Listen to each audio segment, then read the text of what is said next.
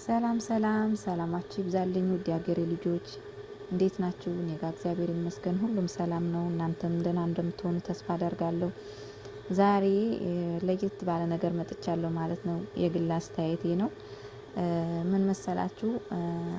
እንደኔ በተለይ ስደት ያላችሁ ልጆች ማለት ነው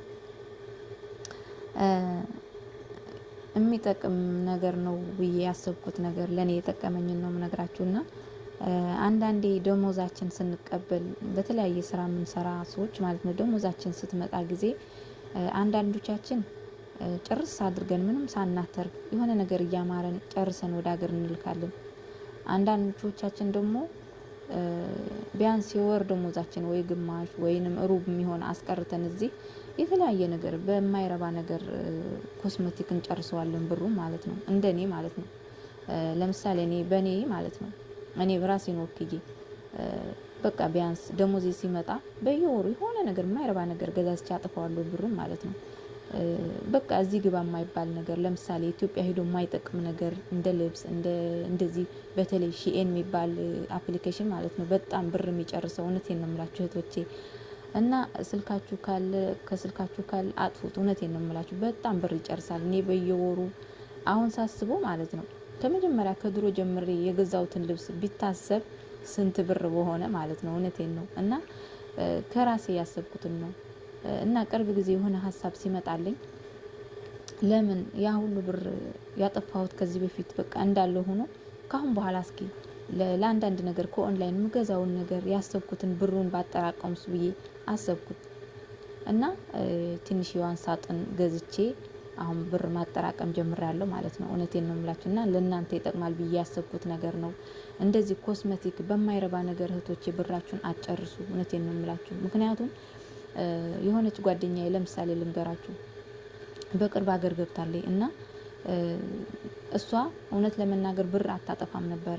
በየወሩ በቃ ደሞዟ በመጣ ሰዓት ለካርድ ብቻ ነው እንጂ እንዳለ ትልከው ነበረ። ትልከዋለች ከዛ በቃ ብር አለኝ አገሬ ገብቼ ይሄንን ሰራለሁ ብላ አስባ እሷም የምታስበው እንግዲህ ከዚህ የላከችው እንዳለ ብር እንደተቀመጠ ነው የምታስበውና የሆነ ጊዜ ግን ወርቅ ገዝታ ነበረ ለራሷ ማለት ነው። ዝም ብላ ልታረገው ለጌጥ ምናምን ለራሷና ያው አገር ገባይች ብር አለኝ ብላ ምናምን ስራ ልትጀምር ከዛ እንደሄደች ያው ብሩን እንዳሰበችው አላገኘችውም ማለት ነው። በጣም ያው ታውቁታላችሁ በአሁን ሰዓት የኢትዮጵያ ኑሮ በጣም ከባድ ነው። ቤተሰብም በዚህም ብለው እንትን ብለውታል አንስተውታል ብሩን ማለት ነው።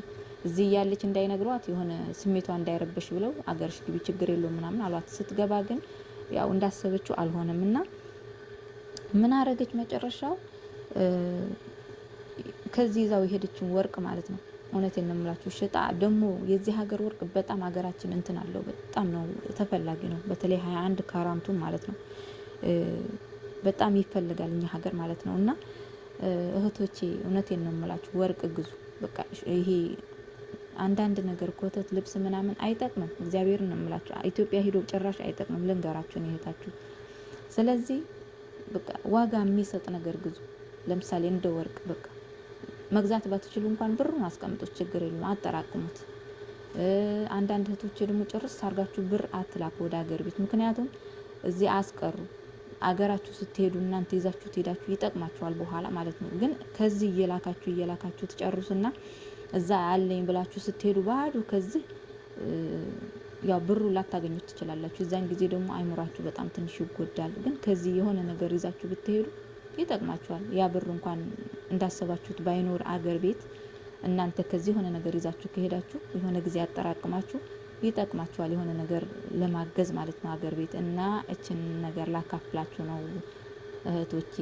የሺኤን ልብስ ምንም አይጠቅም። እውነቴን ነው የምላችሁ። በተለይ የሺኤን አገር ቤት ሄዶ ጭራሽ አይለብሱትም። በተለይ ወደ ገጠር አካባቢ እንጃ የከተማን ያላቅም ብቻ ግን ገጠር ጓደኛ ይዛ ሄዳ ለቤተሰብ ምናምን ጭራሽ በቃ ይሄ ሰልባጅ ሳውዲ ሰልባጅ ይዛን ልንመጣች ምናምን እያሉ በቃ ጭራሽ በጣም ነው በቃ የተናደደችው። እንደው ለምን ይዤው መጣው ምናምን እያለች ማለት ነው። ስለዚህ እህቶቼ ብራችሁን በሺኤን በአንዳንድ ነገር እቃ ኮስሜቲክ የማይረባ ነገር አታውሉት። በቃ ለምን 1 ግራም አትሆንም ወርቅ ግዙ። እና እህቶቼ ያው ቪዲዮን ከወደዳችሁት ላይክ አርጉ። እና ደግሞ ሰብስክራይብ አርጉኝ። አዲስ ነኝ ቪዲዮውን ለመቀመጥ ብዬ ነው እንጂ ያው እንግዲህ ገና ምንም አዲስ ነኝ ማለት ነው። አበረታቱኝ፣ ሰብስክራይብ አርጉ እና ሰላማችሁ ይብዛ።